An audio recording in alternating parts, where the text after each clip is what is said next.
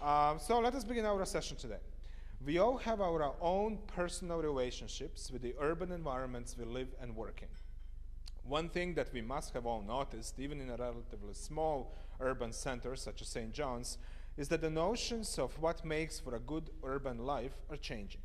We are indeed living through one of the most remarkable transformations in urban history, as 21st century cities worldwide are redefining themselves. At the core of this transformation is an increased focus on the concept of place and the quality of the public realm.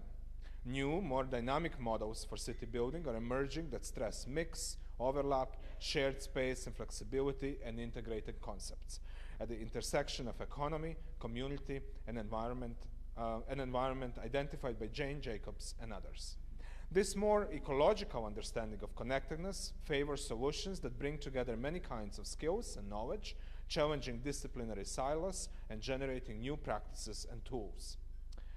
Mr. Ken Greenberg has long recognized that cities at their best provide much of what we seek in a place to call home: community, places of culture and business that we can walk to, mass transit, and a wealth of amenities that couldn't be supported without a city's density.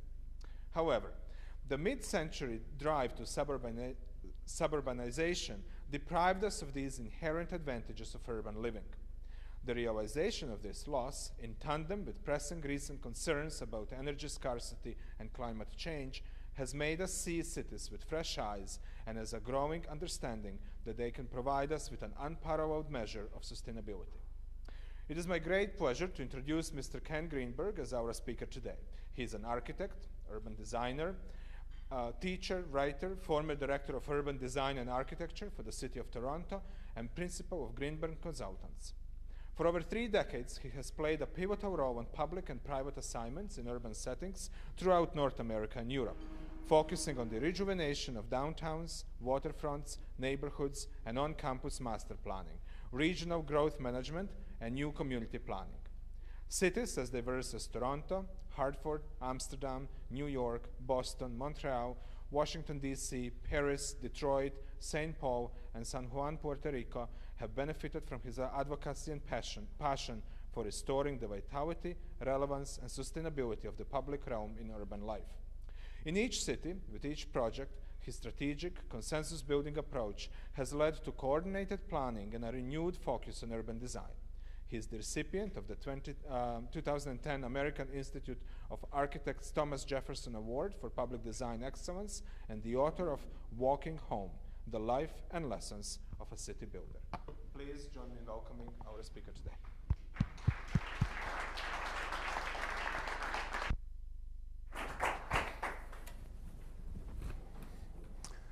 Thanks very much for that kind introduction. You've pretty well covered everything I want to say today. So, it's really introduced the territory very well. And thanks to the Harris Center for the opportunity to engage in some dialogue with you this afternoon.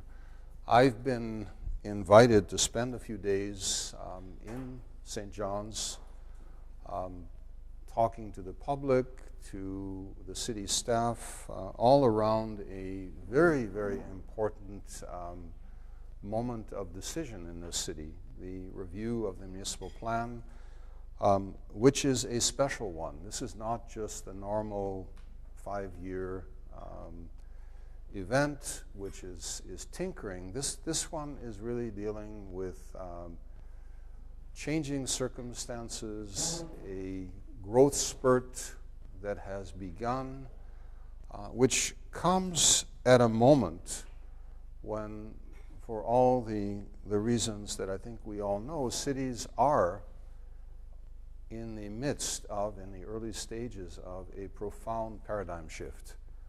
And so the challenge really for St. John's is, does it continue to follow the trend line, business as usual, and go through all the stages of making all the same mistakes that everybody else has made and then try to correct them? Or does it take advantage of the opportunity to skip a few of those steps, to look at what's happening elsewhere and to see if it's possible to get ahead of that curve. So that's really been my mission here. I've been playing a huge game of catch-up and familiarization with the aid of my colleagues in city planning, who've been tremendously gracious and helpful in showing me the city. I've been to Newfoundland before, but the first time in St. John's, so moving from exploring a city on Google Earth and actually seeing the real thing is obviously an extremely important change. So I'm going to present to you some things I've shared with the public and with the staff. There are a few new things for those of you who are going to sit through this for the second or third time. I hope to bring a few new ideas and a new perception to it.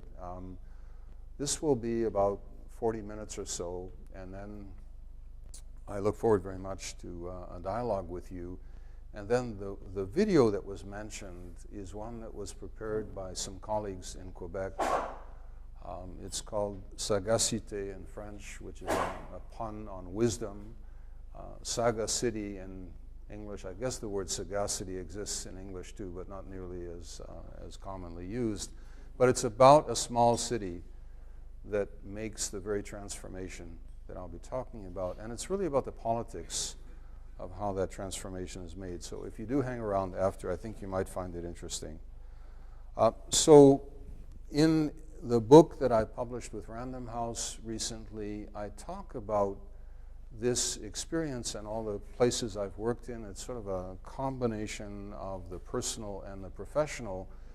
And it dawned on me when I sat down to work on this that there was an overarching narrative behind everything I was saying. Not the whole story, but very importantly in the background everywhere was this double paradigm shift. The first occurring when I was a child. I was a kid growing up in New York City. I was born in and lived in one of the older neighborhoods in Brooklyn, in one of those 6-story apartment buildings that are very familiar.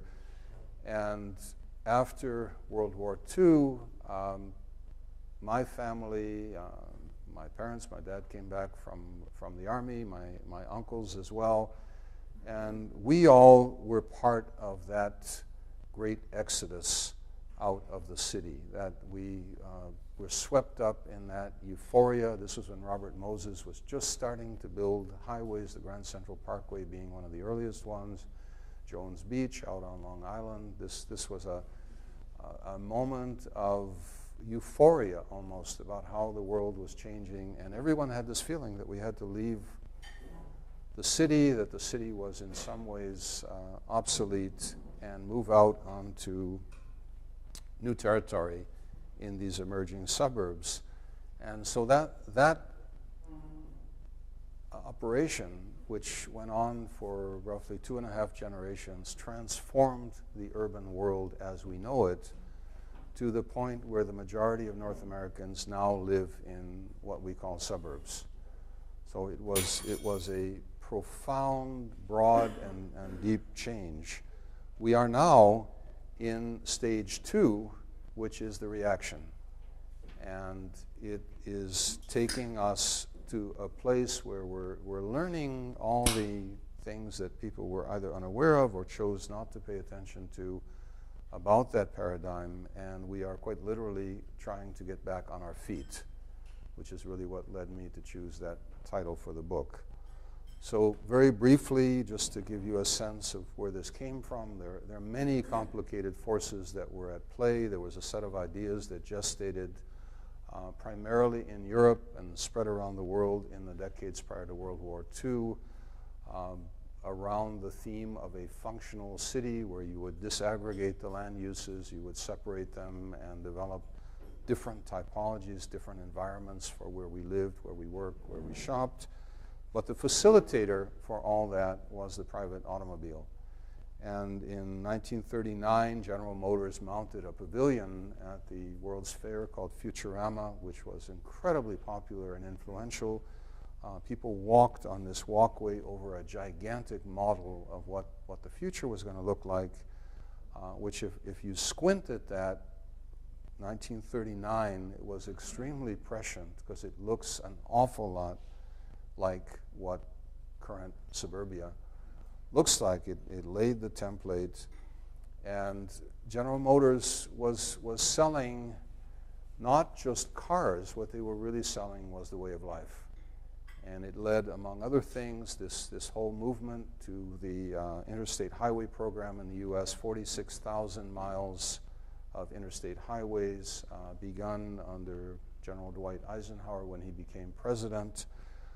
And these highways, in fact, became the conduits that led people out of the cities. So flash forward to today, and one of our major retailers in Canada, quite interestingly, calls itself Canadian Tire. And their logo, driving, playing, living, and you can, if you look carefully, you can see that I've added working on that last window, is really just a perfect emblem for the way of life that was being sought and described. Everything would be separate, it would happen in different places, and the link between those would be personal mobility in the private automobile. This has played itself out, and of course it is, the dream has turned into something quite different than what was promised, and it has led to, in larger cities, and this is kind of a cautionary tale for St. John's, a small city where it hasn't arrived at this point, but could, to people spending countless hours of their days sitting behind the wheel in congested traffic with very long commutes. Toronto, as it turns out, is actually, to its shame, the city in North America with the longest commute times. It actually beats Los Angeles and Phoenix and all of the places you would suspect of claiming that title, and it risks getting worse. We transformed the urban landscape. We introduced this huge network, and you can see how complicated these interchanges become as the lanes multiply. They're frightening, tension-inducing, and huge occupiers of space. Alan Jacobs, the former planning director for San Francisco, did a wonderful book called Great Streets, and he has some diagrams in the book, some figure grounds, where he shows that one of these interchanges would occupy the same area as the city of Venice. So in terms of use of land, they have enormous impact. So right away, as this paradigm shift occurs, it starts to reveal its flaws. Life magazine 1960 had this cover showing what we now know to be the case. It's a twist on if you build it, they will come. In this case, it's the drivers. And as fast as you build these highways, they fill up. When you widen them, they fill up. When you widen them again, they continue to fill up. They actually induce the traffic. So rather than solving the traffic problems, the more you do, the more you make people dependent on automobiles. The various forms of collateral damage start to become evident. This is certainly not the only, but it's a significant contributor to climate change as we have worldwide become hooked on this form of transportation. We've only more recently become aware of the public health impacts. And various people in the public health profession are starting to speak out strongly about the impacts on a generation of children who are growing up spending a lot of their time looking at screens, and when they're not looking at screens, they're being shuttled from one activity to another in cars and driven to school and picked up in cars. And so the lack of physical activity has produced levels of chronic disease in children that we have not seen before in a very affluent society. So obesity, diabetes, heart disease in children is something that is very much related to the sedentary lifestyle that has to do with not being on our feet. And to compound all of this, and what will ultimately be the force majeure, the game changer, is the rising cost of oil. As we enter the early stages of peak oil, what we're seeing is that people's expectations of how they would live and how they structure their family budgets, which are now based on $1.30 a liter, are so sensitively calibrated related to the fluctuations in the price of gasoline at the pump that we have major panics every time it goes up a few cents. People will drive across a city to line up and save a few dollars. It's reported on the news. But here's the truth behind this. In 1950, when all this was going full tilt, gasoline cost 18 cents a gallon, or 4 liters. So even making the conversion for the currency, there was an expectation of an endless supply of cheap energy. And it wasn't only about driving, it was about heating and cooling large spaces that were designed with poor insulation. But now I think it's a certainty that as we exhaust the easily accessible forms of petroleum and we move into the oil sands and to very complicated offshore sources, and we have political turmoil in the countries that have most of the petroleum, inevitably, as this supply runs out, we can look forward to $2, $3, $4, $5 a liter. And at that point, all of those assumptions really begin to be called into question. So putting all this together, just to introduce people to the subject, I open the book Walking Home with an imaginary walk out of any city in the Western world and many others. And in this case, what you're looking at is Toronto, my hometown, and from more or less my neighborhood. And I trace a trajectory through the rings of time in that period of 2.5 generations when the world is transformed. And it always looks more or less like this. You go from a city center, and think of St. John's in these terms, where the pre-Second World War city, in this case a much older city, is easily transformed to adapt to a 21st century way of life, where we value face-to-face contact, where walkability has become something which is a great premium, where connections, mixed use, all of those things are able to be played out, alternate mobility forms. So this is a very, very adaptable kind of environment. Think of Water Street nearby, and one could create images like this or any of the downtown streets in St. John's, and follow any one of these routes that lead out of the city through those rings of time, and you will end up in places that look like this. And little by little, the responsibilities for all the pieces of this world were given to different professions. We had the emergence of traffic engineering, which didn't exist before as a separate profession, as a major discipline. It developed templates that have made these environments look identical, no matter what continent you're on. You can hardly tell the difference, except there may be differences in vegetation if you're attuned to that, or you'll see the signs in different languages. But other than that, you have the same multinational franchises in the same types of power centers and malls, and an environment which really is not meant for people on foot.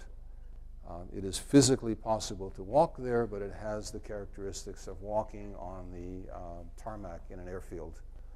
So this is a world that we have created in great abundance, and it is more difficult to transform. It's much less fungible than the older type of city environment.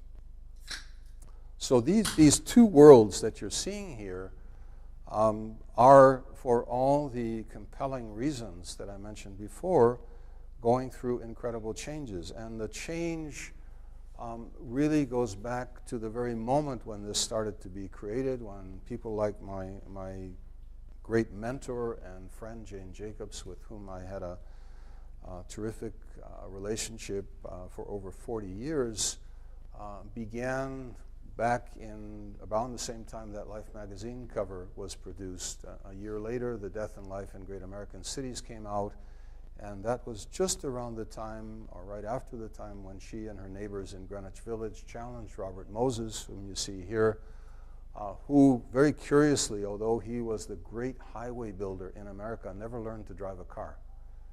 He was always driven around by a chauffeur. But he had wanted to put the Crosstown Expressway through Lower Manhattan, which would have come right through Greenwich Village, and the area where the High Line is now in Chelsea, it would have been all but obliterated by this major expressway. And that was the beginning of the pushback, and city after city around the world, Toronto next with the Great Spadina Expressway fight, but in pretty much every city, that program of these complete urban expressways, which would have rammed through the heart of cities, was aborted. And that was a key defining moment. But simultaneously, and this is the interesting and somewhat unexpected part, independent of the political discussion of all this issue, people started to vote with their feet. And especially a younger generation, unencumbered by any ideological considerations, really simply opting for convenience. And what felt right started to return to city centers. And I was fascinated when I discovered that the Brookings Institute in Washington, which tracks population, started to point out that in city after city, in fact in most significant cities in North America, what we experienced was a significant dip in population in the decades of the Exodus, and most of those cities have now reached or are exceeding their historic population highs, notwithstanding the fact that the amount of personal space that we're claiming is much greater. That, if you think of the older housing stock in Halifax, my guess is that in a lot of those typical houses, you had large families and perhaps multi-generational families, and now they may be occupied by much smaller households. So notwithstanding that, the population numbers are going up. And this is really a very significant surge.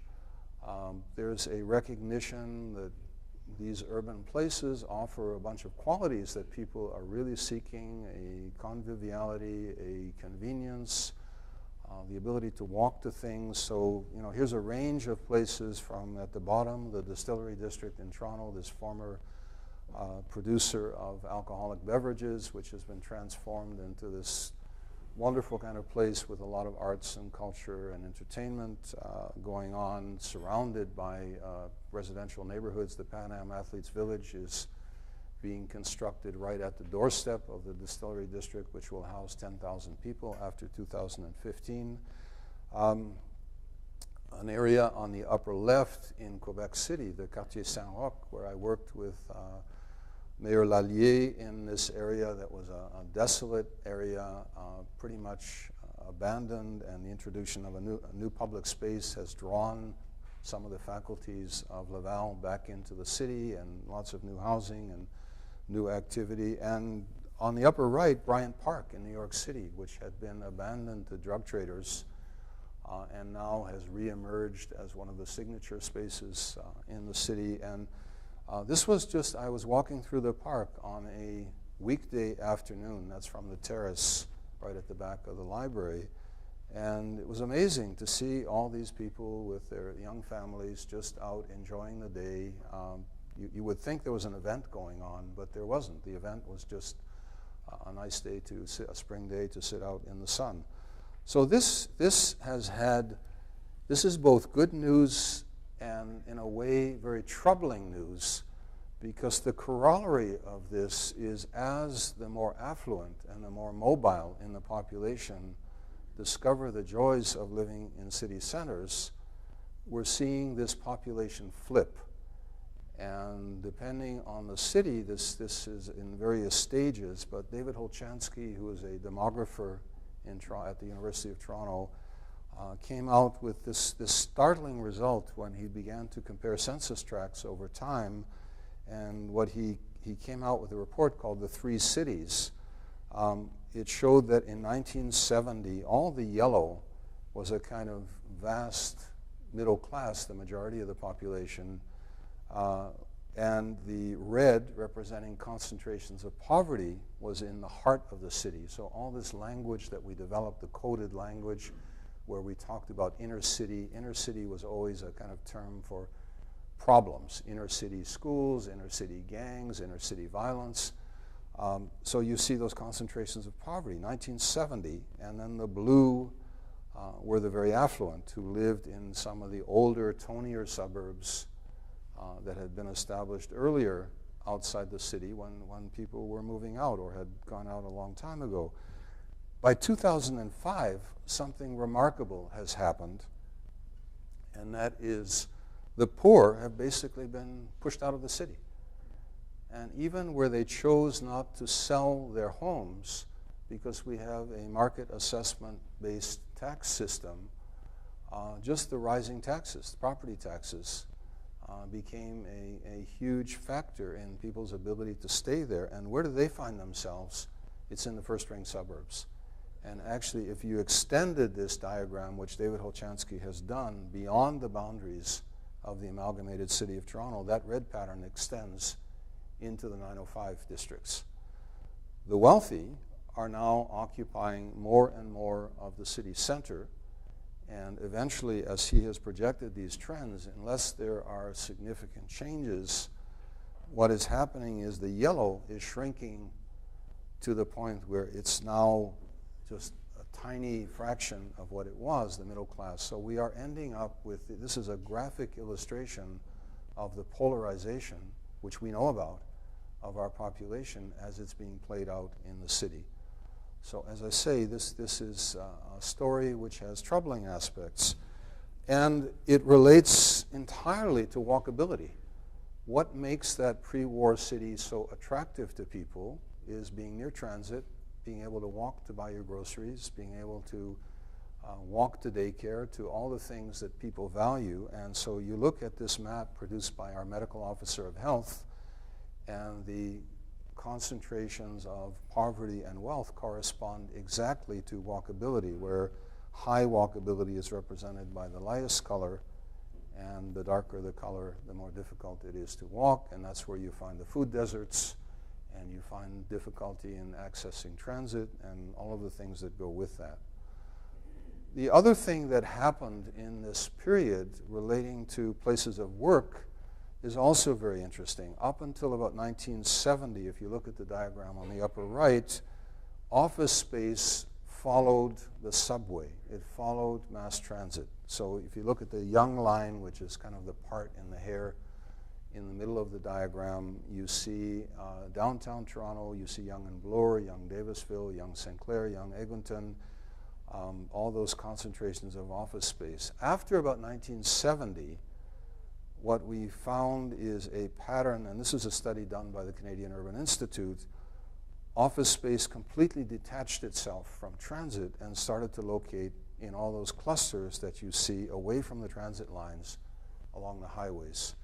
And it got to the point where 60% of the employees, office employees in the Greater Toronto Hamilton area now work in places which are difficult, if not impossible, to get to by any other means than the private automobile, which is leading to the two diagrams at the bottom prepared by the Board of Trade, which has now sounded the alarm and said there's a $6 billion drag on the local economy because of that pattern of blue, which is congestion, which has led to us having the longest commutes in North America by automobile.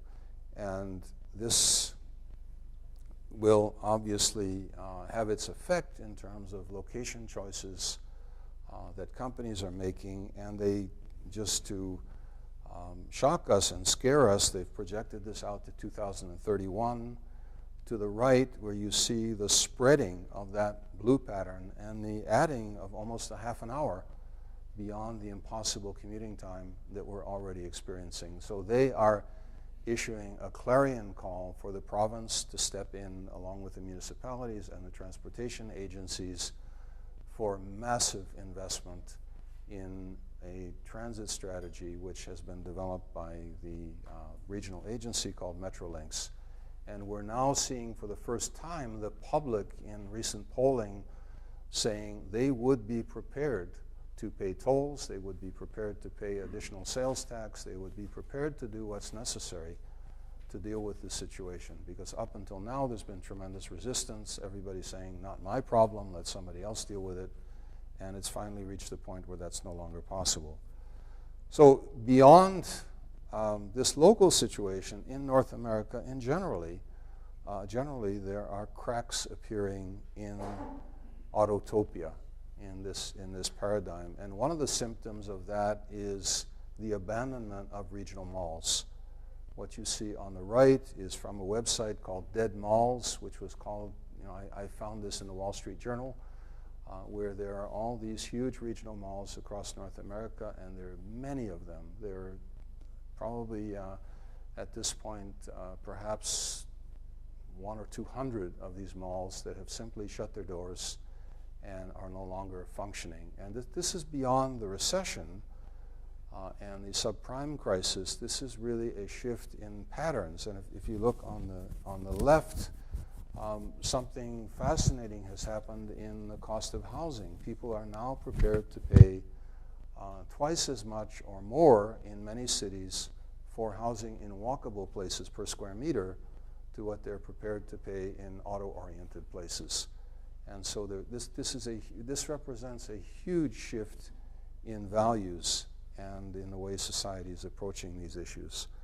Back to the public health front, New York City has the highest life expectancy in the nation because it's a city where people by and large walk and take the subway. And you can just see it when you see the population in New York and you compare them to the population in some of the suburban areas. It's also the best place to be for a senior because you can walk out of your apartment in most neighborhoods in the city and you have all the things you need to be independent within easy walking distance. Whereas if you live in one of these auto-dependent areas, and I went through this very personally with my dad. My mom was a little bit easier, but my dad, on the day that we had to take away the car keys, this was an absolute trauma for him because all the independence that he had been used to suddenly wasn't there. For him to, at that stage in his life, have to be chauffeured around to everything was really a very, very difficult thing. And that's happening everywhere as we have this very large population aging in these areas. This is another diagram. It's always the same plan with different issues. This is the incidence of heart disease, and it looks exactly like the walkability diagram. This is our medical officer of health, who has produced a number of reports on this subject. So all of this is hugely challenging, but at the same time, I don't want you to be depressed. That's not my goal here.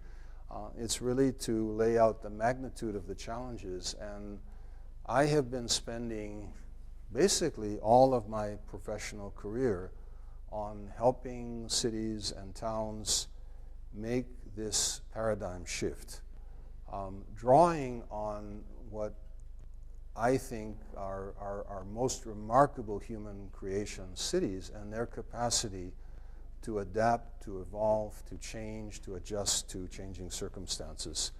And this means, and it's very much in keeping with the mission of the Harris Center in a very specific way, getting professionals out of their silos, developing new tools, new ways of working, and especially teams, cross-disciplinary teams, because these problems are all connected and they cannot be dealt with one at a time. And one of my first experiences of this was when I was working on a master plan for the University of Minnesota, and the mayor of St. Paul, Norm Coleman, who went on to become a state senator in Minnesota, called on me and said, we are at a moment of crisis in our city. We're losing population. We're losing jobs.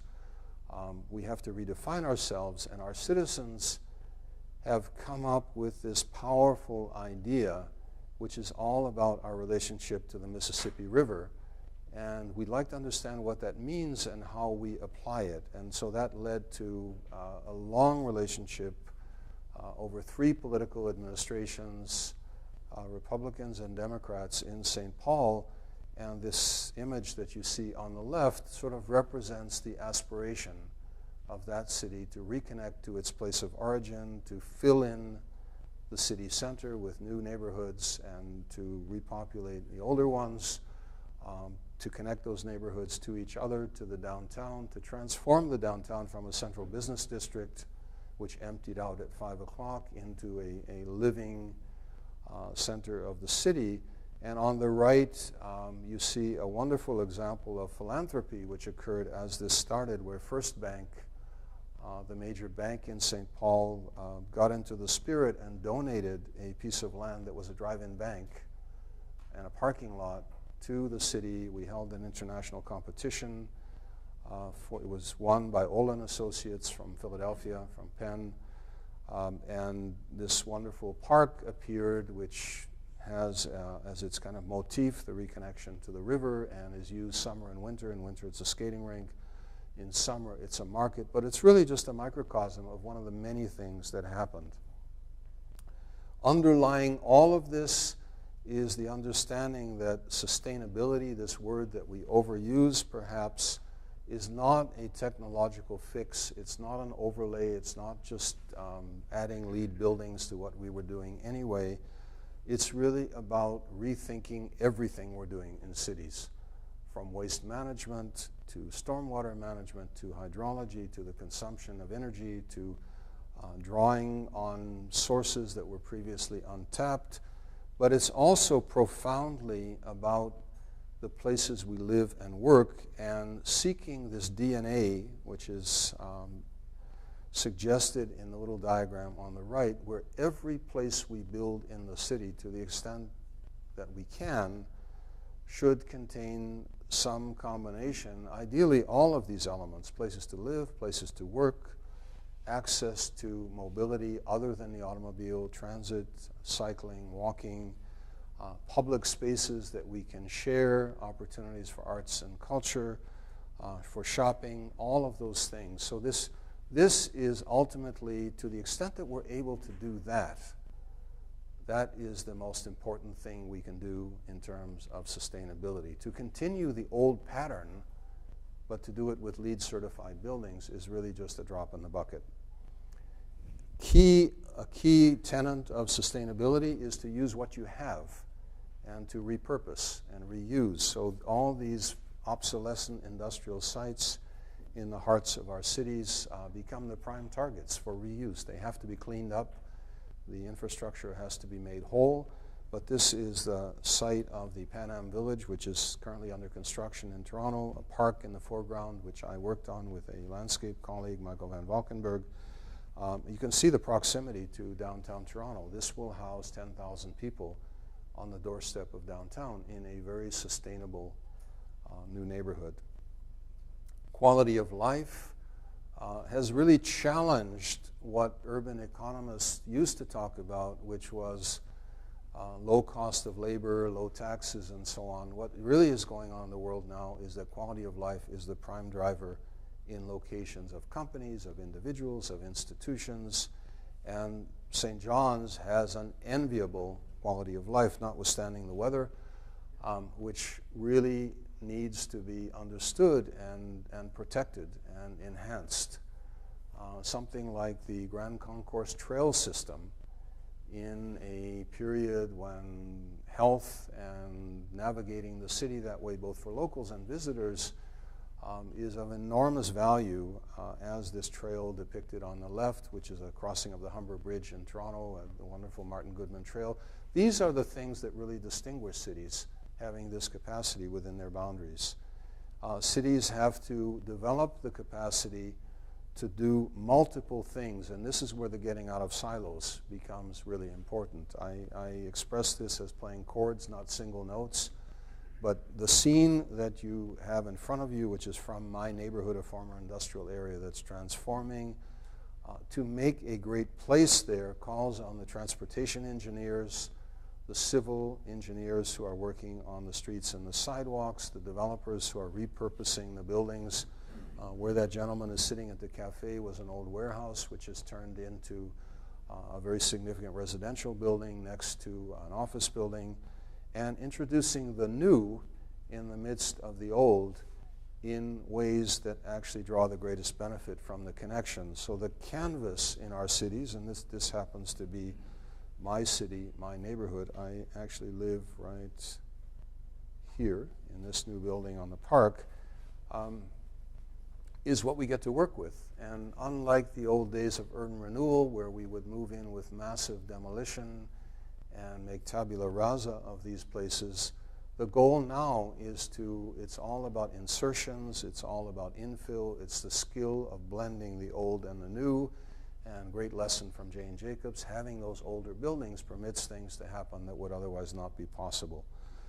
So this is from my office window, and I just am so excited to see this change occur. You can see that the street in front of you is Wellington Street. It was an industrial powerhouse in the early 20th century. All those wonderful factory buildings were built. And in among them now, in the vacant spaces, these new buildings for people to live and work are being created, and daily the ante is being upped in terms of the quality of life that's occurring in that area. Having a vision that people can share, and I've been saying to my colleagues here in St. John's, when you do the plan review, it shouldn't stop at policies. It shouldn't stop at numbers. It should actually have a physical, tangible vision. And that means something that people can see and identify and recognize how things would play out. What would the place be like? What would it look like? Where would the new buildings be? Where would the additional public spaces be? What would be connected to what? People have to get excited about the possibilities of the future, not reluctantly see change as a burden. And then from there, and this is really important, to dive into that vision and operationalize it, to get everything on the same page. So this is a diagram at a certain point in time called the Renaissance Project, where in gray, all the areas that were currently under redevelopment or under consideration for redevelopment are depicted at the same time. A whole generation of capital improvements, public realm improvements, are shown mostly in green. It's improved streets, it's parks, it's public spaces, it's trails, because it's the playing out of these things in the fourth dimension in time, which is actually reshaping the city. And people have to become acquainted and get used to thinking about that process of transformation and how they can engage with it. So again, courtesy of my hosts here in the planning department, these are some areas in St. John's, and each of those letters in the little squares represents a new project that's coming forward. And you can see the density of these and the accumulation of those in particular areas. So being able to map those in the way I was showing in St. Paul in both 2 dimensions and 3 dimensions to see how they form clusters and how they're creating new places, not just dealing with them through the formal process of planning applications, but to actually see them as the chess pieces in a city building game is really crucial. And what we did in St. Paul from that bigger vision is to go down into some of the neighborhoods, including the one where that little triangular park was located, and draw everything that everybody was doing. And this was in a pre-digital age. This was in the mid-90s. We didn't have the sophistication that we have now, but now we can do remarkable simulations, pedestrian walkthroughs, flyovers, to show people quite literally what those changes represent, and then to lead from that to implementation, to actually making the changes at street level. A very exciting change has to do with the reappropriation of the public rights-of-way to make streets that are available to all users, and particularly reversing the pyramid that put cars first and everything else secondary and tertiary. And the great example of that is what Mike Bloomberg is doing in New York, what Rahm Emanuel is doing in Chicago, except for our mayor, Rob Ford. Everybody seems to more or less get this. And Broadway in New York is this wonderful example from 23rd Street up to 59th Street at Columbus Circle. That's Times Square that you see on the left. And this has just been a revelation to New Yorkers as they learn to see and enjoy the city in new ways. Transportation is at the heart of all this. And I've been saying for the last couple of days, if there is one thing that St. John's is facing that must change, that cannot continue with the status quo, it's the total reliance on the private automobile as the city continues to grow. It's past the point where that will work, and it quite literally will become dysfunctional. But help is on the way, and all these wonderful new high-tech and low-tech solutions, such as the fact that the bicycle, this homely, simple, self-propelled device, has reemerged as a major form of transportation, even in northern cities that are climate changed. In Copenhagen, they're now approaching 50% of the commuting. And the weather in Copenhagen, by the way, is not all that different from here.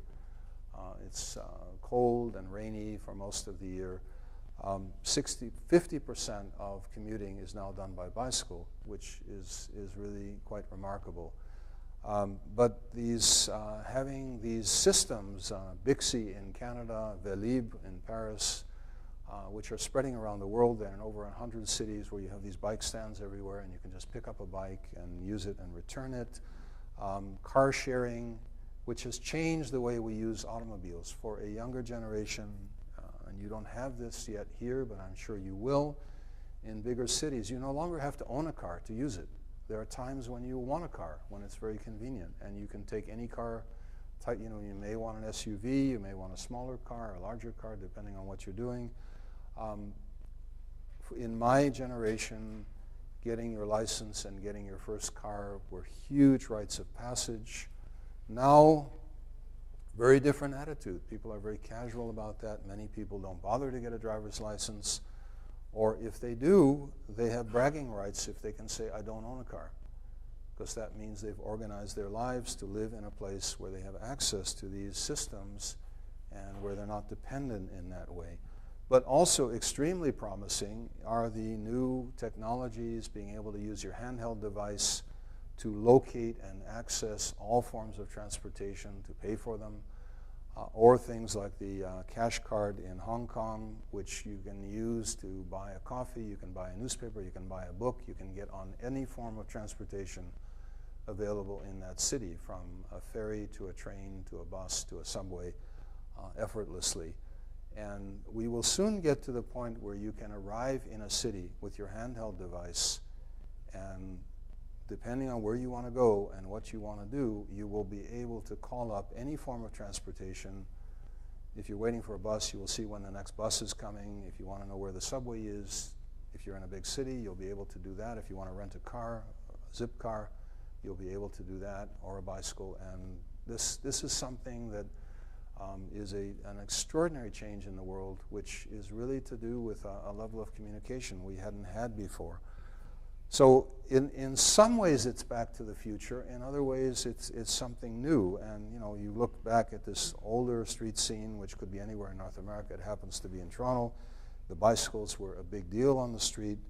The image on the right is from Lower Manhattan, where I found this wonderful image in a bar. And I did a poor picture with my cell phone, but what it talks about is motor cars are badly needed. Separate auto paths may be the answer. There were no lanes for cars at that time. They were a new intrusion in the street scene. So all the fights we have now about introducing bicycle lanes, I thought it was interesting that at that time it was car lanes. So we're seeing this wonderful new generation of street types emerge by members of the traffic engineering fraternity, the more enlightened ones, where they're reversing the priorities, where pedestrians, cyclists, transit come first. The cars are still present, but they're no longer king of the road. Older cities like these European cities, which have many of the same conditions you have in St. John's, narrow streets and so on, have become increasingly sophisticated about the designs for the operation of these technologies and how they're introduced, and time sharing. The street on the upper right is in Barcelona, and the servicing takes place from 8 to 11 in the morning. After that, the streets are available for primarily pedestrian use. The introduction of special signals for cyclists, for pedestrians, the kind of marking of the paving, this is all in aid of a different utilization of the streets. And you know, I love the fact that we're learning, this is from a variety of cities, we're learning to live with the transit present in small, narrow streets in very informal ways. It doesn't always have to be high speed and totally separated from pedestrian life. In fact, it can become part of the street scene and can operate in different modes in different places. This is a great PR campaign in the UK and in Spain about sharing the rights of way, warning people about the presence of cyclists and suggesting that they make way. And then this is, for me, this is the canary in the mine shaft. This is really the telling thing is how kids get to school. And as I've been saying the last couple of days, I came across this scene in a schoolyard in Stockholm, and I was so impressed by all the tiny bicycles, which just said volumes about the quality of life in that neighborhood. And you know, I was curious enough to look for this comparison of kids getting to school in different places. And in Scandinavia, it's about 75 to 80% who are self-propelled. They walk or cycle to school. In the UK, it's about 45. In the US, it's about 12. I'm told it's not all that different in St. John's. It's close to the US level. In Canada as a whole, at the time of this study, it was about 25%. So we have a long way to go. My son and daughter-in-law and my 2 grandchildren live in Tokyo, and here they are. And every Sunday in the Emperor's Palace, the streets all around the area are closed. They put out hundreds of bicycles of all sizes for free. You don't have to even use a credit card or anything to take these bicycles. You can just pick them up, and the kids in Tokyo learn to ride safely. And that's a really important thing. It shouldn't be taken for granted that people know how to navigate the city on bicycles, that they know the rules of the road. So these parallel streams are going on, which are really interesting, both the repopulation, repurposing of city centers, and on the left is the St. Lawrence area in Toronto, where I cut my teeth with Mayor David Crombie back in the late 1970s and early 1980s, filling in what were mostly parking lots in this area with new mixed-use development. And on the right, a more recent project, which is Bank Street in Ottawa, where a bunch of suburban neighborhoods got together and have called for the transformation of this typical artery lined with shopping plazas and power centers into a new, more complete street, mixed-use street, and for greater density and mixed-use buildings, multi-story buildings on both sides of the street. So this was a convergence where the landowners, the developers, and the local community were all on side that this is what they wanted. They wanted their neighborhood to go from an auto-dominated neighborhood to one where they had walkability.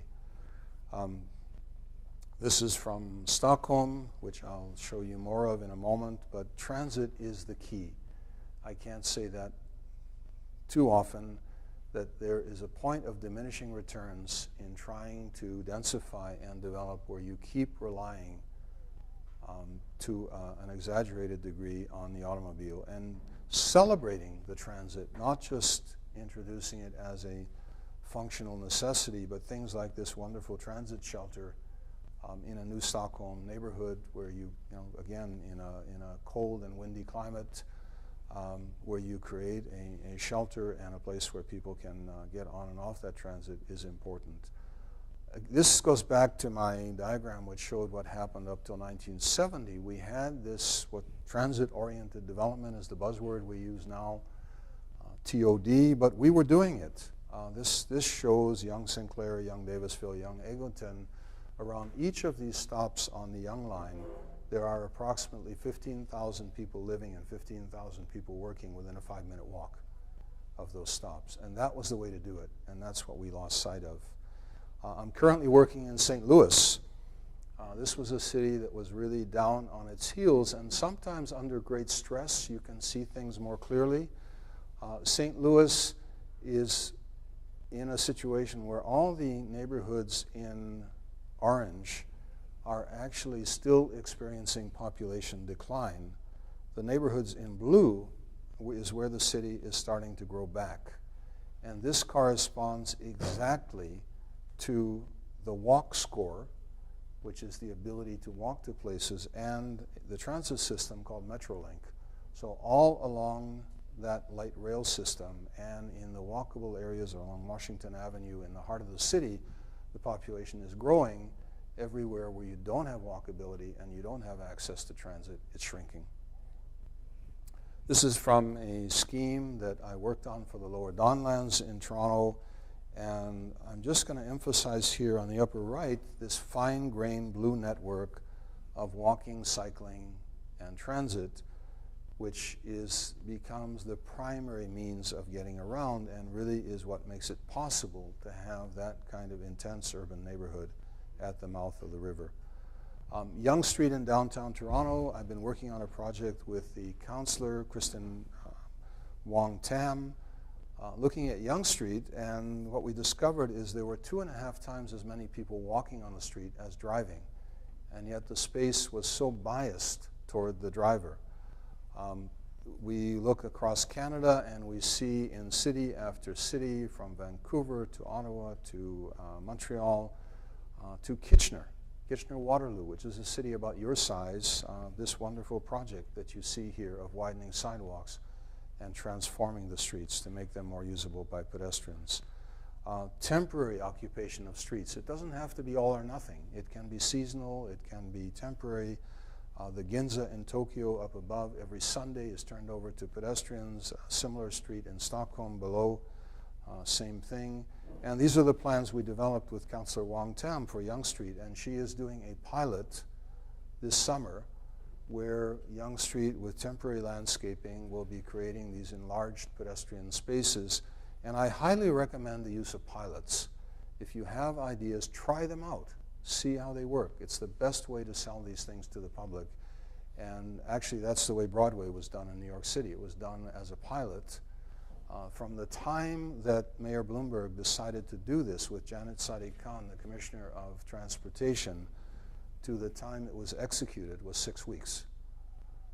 And it was just laid out off the back of a truck with temporary landscaping, tried out. Once it was seen to be so successful, it was solidified.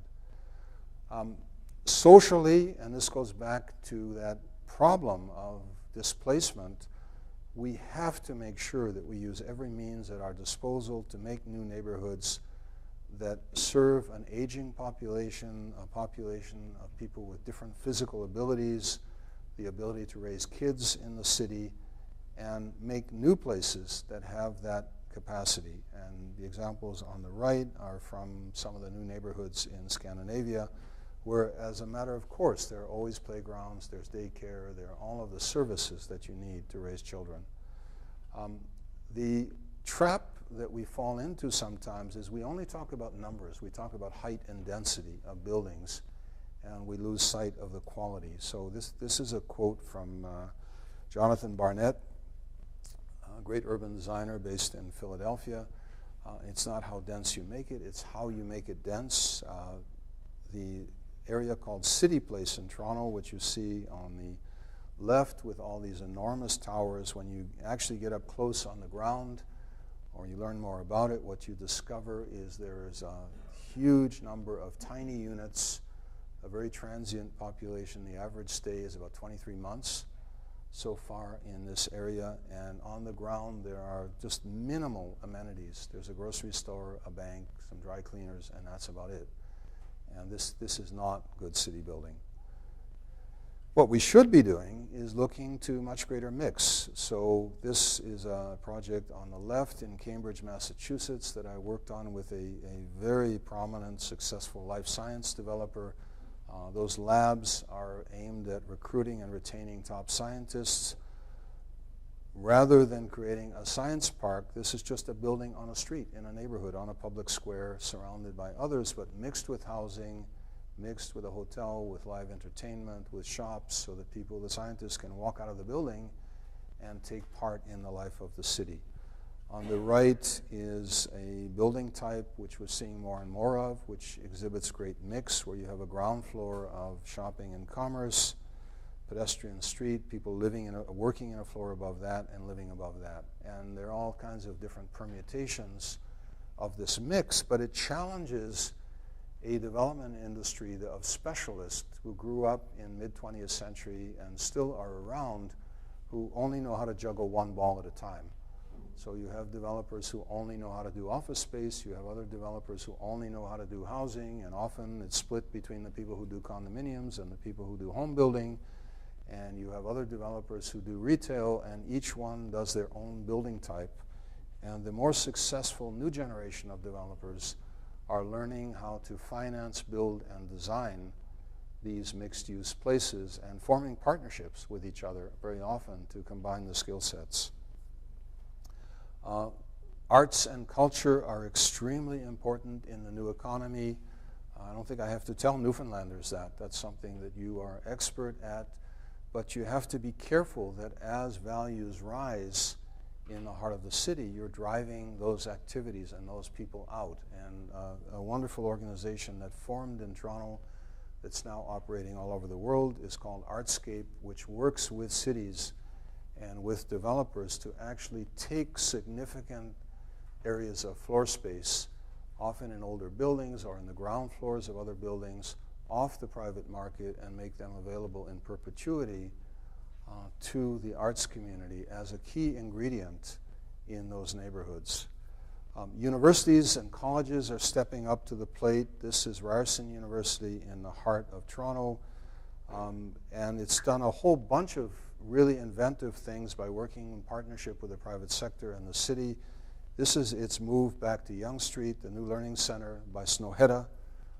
Architects from Scandinavia is about to, it has just broken ground actually on Yonge Street, but Ryerson is becoming a leader in city building in this area and has done all kinds of complex ventures, including working with Loblaws in restoring the old Maple Leaf Gardens on College Street and sharing, Carlton Street at that point, sharing the space with a wonderful grocery store on the ground floor and Ryerson sports facilities above.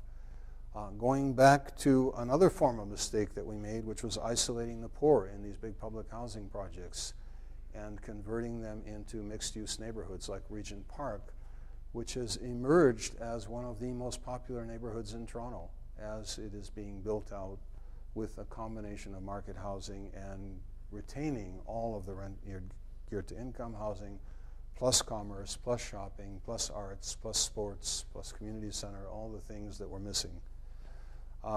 Paying attention to the immigrant communities in our midst who are running out of time? Okay, I'm getting close to the end. Who are really bringing enormous prosperity and vitality to our city. They used to do it in the city centers. They're now doing it in the strip malls as they're being pushed out by pricing. But we have to make sure that there are places for the incubation of these new businesses. We have to pay attention to the imperatives of our natural setting in a world where we're experiencing more and more extreme climate events. This was a catastrophe in Venezuela that I worked on, this devastating mudslide, but trying to get ahead of the curve and anticipate problems like flooding in cities there at the mouth of the Don River in Toronto, and to use that as an opportunity to create urban form that allows, for example, for the behavior of a river as a living organism, so that the flooding is not just a narrowly defined engineering solution. Understanding the natural contexts in which we build cities, the watersheds, the recharge areas, is extremely important. This is something we were largely oblivious to for the longest period of time because we relied so much on the hubris of engineering and technology. Seeing the great opportunities for this transformation. I served for a year or so as the chief planner in Boston, and for several additional years working as a consultant with Mayor Tom Menino on the aftermath of the Big Dig, and developed this project called the Crossroads, which was really about extending a system of linear parks from the footprint of the former central artery that was torn down, making all these connections back to the water and from neighborhood to neighborhood. And this move to the water has become virtually irresistible in city after city. This is something you have an enormous head start on. St. John's has this wonderful Grand Concourse and the other trail networks that penetrate the city in such an interesting and unique way. Cities seen this way through this broader lens of being part of nature actually have the capacity to be their own resorts. And this is from that Stockholm neighborhood that I showed earlier, where I can't imagine a greater place to grow up as a kid than having access to all of these activities on a year-round basis right in my own neighborhood. Public space has emerged as the lifeblood of our social communities. That having this interaction, especially in a world that is becoming more heterogeneous, these are the places where in sport, in casual recreation, we meet, we get to know each other, we share the city, and it really is at the heart of how we function as civic beings. And this in the face of a time when, I don't know how much this is a factor in St. John's, but we keep hearing about austerity, that we can't afford to maintain the public spaces, and it's interesting that the private sector and communities have stepped up in a major way, both with sweat equity and with additional resources to maintain and enhance these spaces.